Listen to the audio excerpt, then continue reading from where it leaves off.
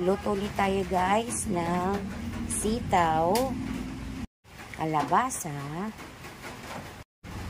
hipon, may gata tayo,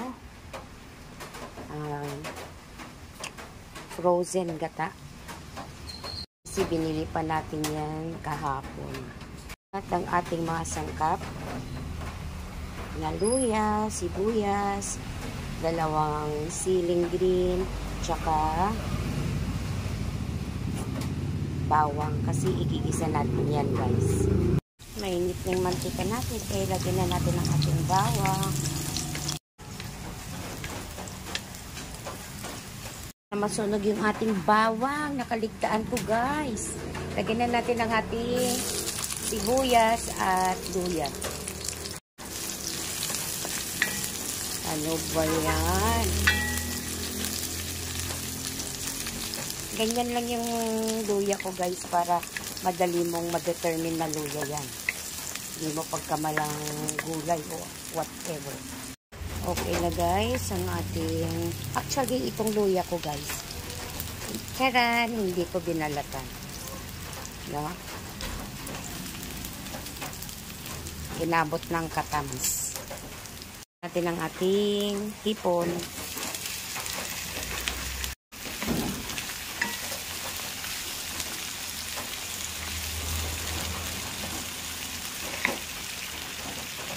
Sasabay ko na guys ang ating gulay kasi ayokong ma-overcook yung ating hipon. Mahirap balatan.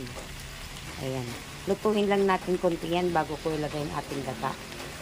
Gisa lang natin sila. Bago natin lagyan ng gata. At ating takpan ng ating sarila. Tingnan natin guys ang ating niluluto.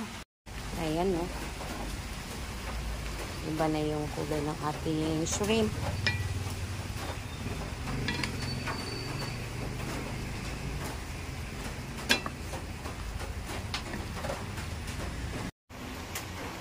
Isang shrimp cube. Dalawang shrimp cube. Buhusan natin ang ating gata. Hayaan natin maluto guys. Silipin ulit natin guys. Ay nagtubig yung ano.